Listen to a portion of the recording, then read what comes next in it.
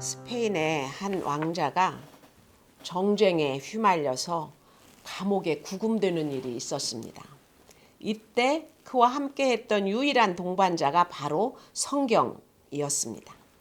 그런데 33년을 감옥에 살다 죽으면서 그 왕자는 이런 기록을 남겼습니다.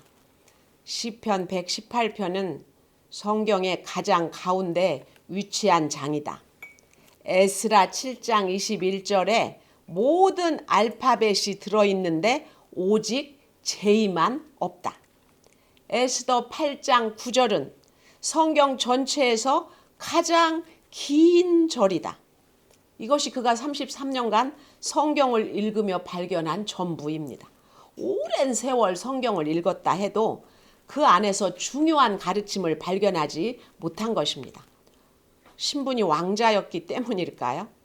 왕자도 발견하지 못하는 성경의 진리를 우리가 깨닫는 것, 그것이 바로 기적이라고 생각이 됩니다. 말씀의 진리를 깨닫지 못하는 사람은 어떠한 고난과 사건이 와도 해석을 못합니다. 그래서 해결도 못합니다. 늘 허둥대면서 급한 불만 끄다가 인생이 가는 것입니다. 우리에게는 항상 더 중요한 것과 덜 중요한 것이 있습니다. 그 차이를 알고 더 중요한 일을 먼저 행하는 것, 이것이 삶의 지혜입니다. 덜 중요한 일에 집착하면 시간과 열정만 낭비할 뿐입니다. 오늘 본문 마태복음 15장 1절에서부터 20절까지의 말씀에서 주님은 우리에게 더 중요한 것과 덜 중요한 것을 가르쳐주고 계십니다. 그럼 더 중요한 것은 과연 무엇일까요? 첫 번째, 손을 씻는 것보다 마음을 씻는 것이 더 중요합니다. 본문 1절에서 2절에서는 바리새인과 서기관이 예수님의 제자들이 장로의 전통을 범한다면서 손을 씻지 않는다고 시비를 거는 내용입니다. 그들은 뭐든지 곱게 보는 법이 없습니다. 안식일에 이삭 잘라 먹는다고 정죄하고 배가 고파서 떡을 먹는데 왜 손 안 씻느냐고 트집을 잡습니다. 식사 전에 손을 씻는 것은 당시 장로들과 민중들의 전통이었습니다. 중동 지방에는 흙먼지가 많은데 아무런 도구 없이 이 손으로 음식을 먹기 때문에 나온 전통입니다. 모세가 시내산에서 성문법인 그 10계명을 가지고 내려오면서 도덕의 유치원 시대를 살던 이스라엘을 가르쳤습니다. 그런데 그들이 전통을 더 중히 여기고 지키면서 주객이 전도되었습니다. 바리새인들이 예수님과 제자들의 건강을 걱정해서 이런 지적질을 했겠습니까? 그랬다면 아마 이렇게 물어야 했을 것입니다. 뭐가 부족하십니까? 어디가 아프세요? 그러나 그들은 왜 먹냐? 왜 고치냐? 하면서 오직 왜만 부르짖으면서 따집니다. 감옥에 갇혀있던 한 랍비에게 소량의 물을 주었더니 그가 심한 갈증에 있었는데도 그 물을 가지고 마시지 않고 손을 씻었다고 합니다. 그렇게 그들은 전통을 지켰습니다. 그리고 그런 걸 자기의 훈장으로 여겼습니다. 예루살렘의 사내들인 공이 바리새인과 서기관 중에서도 그 대표자들이 지금 예수님께 나왔는데 예수님의 말씀을 듣고자 나온 것이 아닙니다. 목적은 예수님의 사역을 간섭하기 위해서였습니다. 병자가 낫고 무리가 오병이어로 배불리 먹는 기적을 보여주셨음에도 그 은혜에 감사하는 것은 일절 없습니다. 감사는커녕 비방하려고 총출동한 것입니다. 십자가 지실 날이 가까이 왔는데 씻냐 안 씻냐로 시비를 걸고 예수님을 천대하는 것입니다. 이렇게 멀쩡한 사람을 질투하면서 비방하는 마음이야말로 정말 깨끗이 씻어야 할 더러움인 것입니다. 15장 3절에서 말씀하십니다. 대답하여 이르시되 너희는 어찌하여 너희의 전통으로 하나님의 계명을 범하느냐? 예수님은 나는 전통을 범하지 않았다. 이렇게 대답하지 않으십니다. 도리어 전통을 내가 의도적으로 범했던 것 같은 것을 암시하십니다. 나는 전통 범하지 않았다 이렇게 대답하면 전통을 마땅히 지켜야 하는 것으로 인정하는 셈이 되기 때문입니다. 이렇듯 우리는 예수님의 말씀을 새겨 들어야 할 부분이 있습니다. 그리고 예수님은 오히려 바리새인들이 그 대단한 전통 가지고 하나님의 계명을 범하고 있다고 지적하신 것입니다. 또 바리새인이 어찌하여 라고 따져서 물으니 주님도 어찌하여 이렇게 대답을 하십니다. 누가 더 셀까요? 당연히 예수님이 세시죠. 도무지 말도 나누기 싫은 바리새인들이지만 예수님은 이렇게 끊임없이 대답하시면서 메시지를 전해주십니다. 바리새인과 서기관들이 그렇습니다. 예수님이 아무리 말씀하셔도 그들의 본질은 바뀌지 않습니다. 그저 외적인 것만 중요하게 여깁니다. 그래서 무식한 어부 출신인 제자들이 손 씻지 않고 떡 먹는 것을 그냥 보지 못하는 것입니다. 자동으로 무시합니다. 그런데 우리는 여기에도 돈에 대한 욕심이 자리하고 있음을 보아야 합니다. 당시 종교 지도자들이 예수님을 비난한 가장 큰 이유는 돈 때문이었습니다. 사람들이 예루살렘 공회에 가서 제사도 드리고 헌금도 해야 하는데 예수님만 쫓아다니니까 큰일 났다 싶었던 것입니다. 이렇듯 모든 문제의 끝에는 돈이 있습니다. 아이들 역시 잘 놀다가도 사탕 하나 때문에 돌변해서 경쟁하고 싸움이 붙습니다. 그런데 이토록 변하지 않고 심지어 자신을 죽이려 하는 그들에게 반복해서 대답을 해주심으로 지금 누가 훈련이 되겠습니까? 바로 예수님 곁에 선 제자들입니다. 그러므로 우리도 이런 제자 훈련을 잘 받아야 합니다. 내 자녀, 내 배우자가 맨날 똑같은 핑계와 변명을 되풀이하면서 변하지 않아도 혈기 내지 않고 어찌하여 이렇게 응대해야 합니다. 둘째로 장로의 전통보다 하나님의 말씀이 더 중요합니다. 장로들이 뭐라고 가르쳤든 간에 최종 권위는 하나님의 말씀에 있습니다. 그리스도인은 이것을 인정해야 합니다. 성경이 그렇다고 하면 그런 것입니다. 그런데 어느 시대에나 오직 전통을 따라 생각 없이 행동하는 그리스도인도 많습니다. 그래서 예수님은 부모 공경이라는 당시의 전통을 지적하십니다. 하나님이 이르셨으되 내 부모를 공경하라 하시고 또 아버지나 어머니를 비방하는 자는 반드시 죽임을 당하리라 하셨거늘 너희는 이르되 누구든지 아버지에게나 어머니에게 말하기를 내가 드려 유익하게 할 것이 하나님께 드림이 되었다고 하기만 하면 그 부모를 공경할 것이 없다 하여 너희의 전통으로 하나님의 말씀을 폐하는도다. 부모 공경에 대해서도 주님의 견해와 바리새인의 견해가 다릅니다. 성경은 하나님 외에 다른 신을 섬기지 말라 이렇게 말씀하셨습니다. 그럼에도 사람들이 여전히 조상에게 제사를 드린다고 난리를 치니까 주님은 그러면 안 된다는 것을 가르치고자 부모 공경만이 전부가 아니다 이렇게 말씀을 하신 것입니다. 그런데 지도자들은 이 말씀을 악용해 가서 악화가 양화를 구축하는 사태를 만든 것입니다. 고르반 즉 하나님께 드림으로써 부모에게 생활비 드리지 않아도 된다 하면서 부모 공경을 스스로 면제해버린 것입니다. 또 유대인들은 하나님이 여자를 보호해주기 위해서 이혼 증서를 써주고 그 여자의 생명만큼은 보호해주라고 하신 뜻을 무시하고 이 법을 악용해서 툭하면 이혼 증서를 써서 아내를 내버렸습니다. 하나님이 말씀하신 부모 공경이나 이혼 증서는 그런 뜻이 아니었습니다. 하나님은 결코 속지 않으십니다. 부모 공경이라는 이름 아래 하나님보다 부모를 더 섬기는지 전통을 핑계로 부모 공경하기를 회피하는지를 아십니다. 이혼 증서를 핑계로 아내를 버리는지 아니면 살리는지 다 아십니다. 7절과 9절에서 말씀하십니다. 의식하는 자들아 이사야가 너희에 관하여 잘 예언하였도다. 일러스되 이 백성의 입술로는 나를 공경하되 마음은 내게서 멀도다. 사람의 계명으로 교훈을 삼아 가르치니 나를 헛되이 경배하는도다 하였느니라 하시고 마음은 하나님으로부터 멀리 떨어진 채 입술로만 존경하는 척하는 것을 주님은 아십니다. 생활비 다 드리고 때마다 인사를 가도 그렇습니다. 내가 부모의 구원을 위해 부모의 말을 경청하고 있는지 같은 이야기를 수없이 반복해도 혈기 부리지 않고 대답을 잘 해드리는지 다 보고 계십니다. 우리가 전통으로 계명을 범하는 것이 무엇입니까? 교회에도 전통이 많아서 어느 교회는 말씀을 강조하고 어떤 교회는 기도만, 어떤 교회는 전도만 또는 성례만 치우쳐서 강조합니다.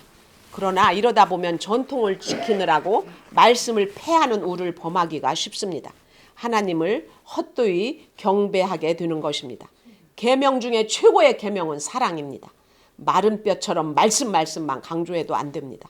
말씀과 기도와 감사와 찬양 그리고 전도가 균형 있게 세워져야 거룩한 성전이 될 수 있습니다.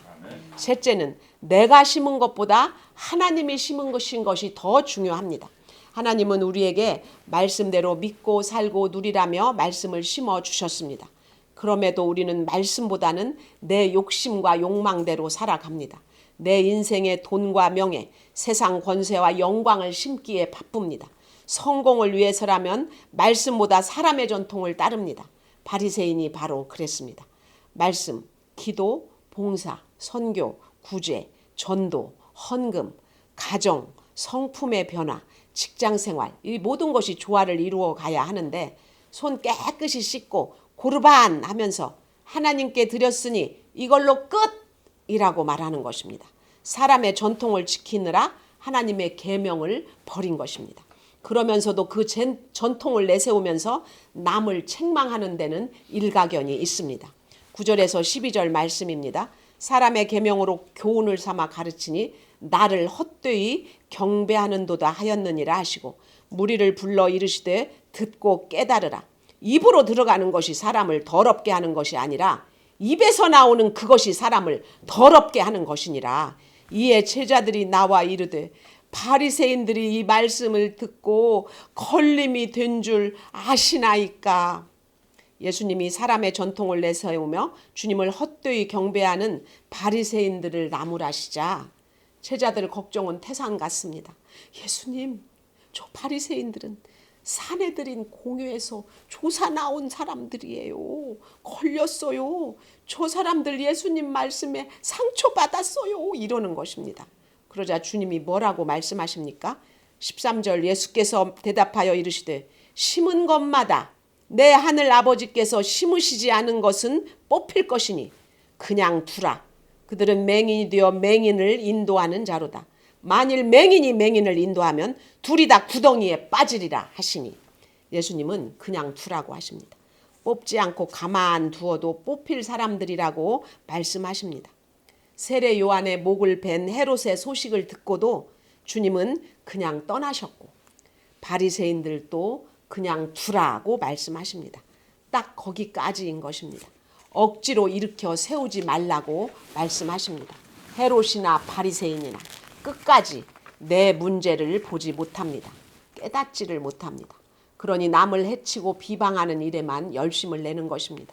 예수님이 바리새인들더러 맹인이 맹인을 인도하는 것 같다고 말씀하시자 베드로가 나섰습니다. 15절 16절입니다. 베드로가 대답하여 이르되 이 비유를 우리에게 설명하여 주옵소서.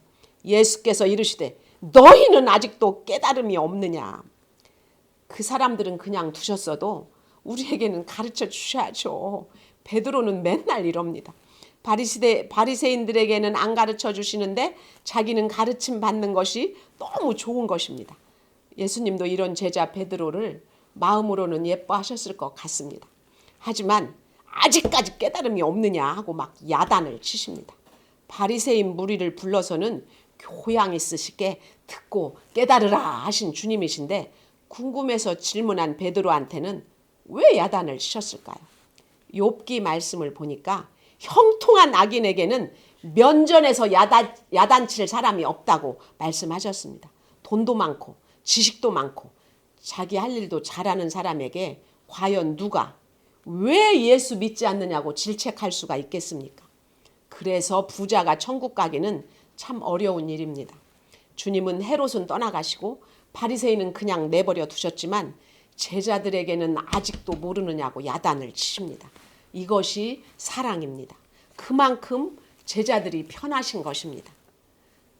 집사님은 왜 아직도 그것을 깨닫지 못하세요? 누군가 이렇게 말한다면 여러분을 그렇게 편하게 여긴다는 것입니다. 사랑한다는 것입니다. 반면에 어머나 어쩌면 그렇게 모든 것을 다 잘하세요 이러면서 칭찬만 하고 교양 있게 대한다면 나는 아직 편한 사람이 아닌 모양이다 하고 생각하시면 됩니다. 칭찬과 야단을 잘 분별해서 들으셔야 합니다. 칭찬은 고래도 춤춘다고는 하지만 칭찬에 취하면 독이 되는 것입니다. 17절에서 20절 말씀입니다. 입으로 들어가는 모든 것은 배로 들어가서 뒤로 내버려 주는 줄을 알지 못하느냐? 입에서 나오는 것들은 마음에서 나오니 이것이야말로 사람을 더럽게 하느니라. 마음에서 나오는 것은 악한 생각과 살인과 간음과 음란과 도둑질과 거짓 증언과 비방이니 이런 것들이 사람을 더럽게 하는 것이요 씻지 않은 손으로 먹는 것은 사람을 더럽게 하지 못하느니라. 바리새인들의 입에서 나온 것들이 죄다 악한 생각, 살인, 간음, 음란, 도둑질, 거짓 증거, 비방입니다. 십계명을 다 어기는 것들입니다. 아무리 성경을 많이 읽고 교회를 오래 다녀도 이렇게 악과 음란이 가득할 수 있습니다. 우리가 날마다 말씀을 읽어도 그렇습니다. 내 삶에 적용하지 않으면 다 허사입니다. 나를 부인하고 나를 내려놓는 십자가 적용이 쌓여야 마음의 선이 나오는 것입니다. 말씀 적용이 없으면 그저 내 의만 드러내고 악만 쌓일 뿐입니다. 특히나 다 가진 사람일수록 지 마음대로 합니다. 하나님을 찾을 일도 없고 의지할 일도 없습니다. 반면에 없는 사람은 없어서 원망하고 비교하고 판단하고 미워합니다.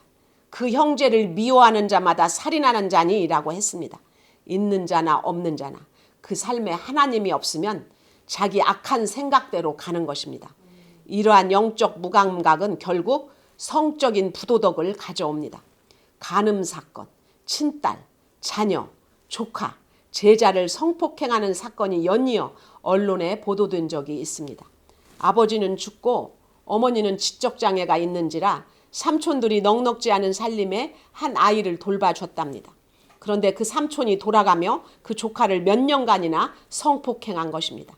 세상에 어떻게 그럴 수가 있을까 하지만 그런 환경에 처하면 그럴 사람들이 많습니다. 자녀가 서울대학교에만 갈 수 있다면 그리고 들키지만 않는다면 살인도 서슴지 않겠다고 하는 부모가 많다고 합니다. 도둑질도 그렇습니다. 단순히 물건 훔치는 것만 도둑질이라고 하지 않습니다. 하나님의 시간을 내 마음대로 쓰는 것도 도둑질이고 사지 않아도 될 물건을 사들이는 것도 도둑질입니다. 내 주장을 관철하기 위해서 거짓 증언하는 것, 인본주의에 빠져서 덮어놓고 복음을 회방하는 변론도 도둑질입니다. 예수님은 손을 씻느냐 씻지 않느냐밖에 모르는 바리새인들은 그냥 내버려 두셨지만 제자들에게는 이 복잡한 죄들을 다 세분해서 가르쳐 주십니다. 이것이 바로 복입니다. 죄가 무엇인지도 모르는 예수님이 정곡을 찌르는 답변을 해주셔도 절대 바리새인들은 회개하지 않습니다. 예수님은 손을 씻고 안 씻고의 여부로 시비를 거는 바리새인들을 통해서 아주 중요한 교훈을 주셨습니다. 사람들은 우리가 아무리 대답을 잘해줘도 돌이키지 않을 것입니다. 그럼에도 우리 역시 예수님처럼 대답을 잘 해줘야 한다는 것입니다. 그 사람 지금은 나를 무시해도 나중에 생각날 때가 있을지도 모르기 때문입니다. 어느 중학교 2학년의 나눔입니다. 우리 엄마는 성적에 대해서 늘 심한 추궁을 하십니다. 저 나름대로는 최선을 다해 열심히 공부하는데도 엄마는 성적에 대해 겉으로 드러난 결과만 보고 판단하십니다. 며칠 전 엄마에게 심하게 맞았을 때 내가 가출하면 우리 엄마가 나를 소중하게 생각할까라는 생각을 했습니다. 그런데 지난주 수요 예배 때 엄마가 갑자기 울면서 미안하다고 사과하시는 사건이 있었습니다. 괜찮다는 제 말에 엄마는 고맙다고 하셨습니다. 그래서 저는 마음에 응어리가 녹아서 잘 지내고 있습니다. 인간은 신뢰의 대상이 아니라 기도의 대상이라는 것을 알았고 누구라도 말씀을 놓치면 실수할 수 있다는 것을 알았으니 어떤 환경에서도 말씀을 붙잡도록 노력하겠습니다. 여러분, 지금 누가 이 아이를 더럽다고 비난하고 미워하겠습니까? 아이들의 행실이 안 씻어서 더러운 것이 아닙니다. 성적 안 좋다고 더러운 게 아닙니다. 너는 도대체 왜 그 모양이냐? 왜 성적이 그따위냐? 이런 부모들의 분노와 욕이 더러운 것입니다. 앉혀놓고 공부만 시키면 아이들은 평생 공부보다 더 중요한 것이 있는 줄도 모르고 살아갑니다. 하나님을 알지 못하고 그저 악하고 음란한 길을 걷습니다. 건강을 해치는 콜라, 피자, 과자만 먹으며 음식을 절제하지 못합니다. 그래서 어려서부터 음식을 골고루 먹는 것도 가르쳐야 합니다. 잡곡, 야채, 된장, 김치를 골고루 먹게끔 가르쳐야 하고 운동도 어려서부터 습관이 되도록 해야 합니다. 그러나 아무리 깨끗한 것을 너도나도 부르짖어도 구원에 초점이 맞춰져 있지 않으면 곤란합니다. 더 중요한 일은 말씀을 잘 심어주는 것입니다. 성경을 읽게 해야 합니다. 이 훈련만 잘 되면 인생을 잘 살 수 있습니다. 영으로 드리는 예배가 무엇인지 모르고 구원에 초점이 맞춰지지 않으면 보이는 이 땅의 것에 집착할 수밖에 없습니다. 여러분은 무엇을 심고 있습니까? 입에서 나오는 것 중에 가장 깨끗한 것은 내 죄와 부족을 회개하는 것입니다. 말씀을 맺겠습니다. 우리에게는 더 중요한 일이 있고 덜 중요한 일이 있습니다. 인생의 시간을 덜 중요한 일에 치중한다면 그것은 실패한 인생입니다. 먼저는 손을 씻는 것보다 마음을 씻는 것이 중요합니다. 장로의 전통보다 하나님의 말씀이 더 중요합니다. 내가 심은 것보다 하나님이 심은 것이 더 중요합니다. 날마다 말씀으로 마음을 씻으며 사람의 전통을 버리고 하나님의 것을 심으시기를 축복을 드립니다.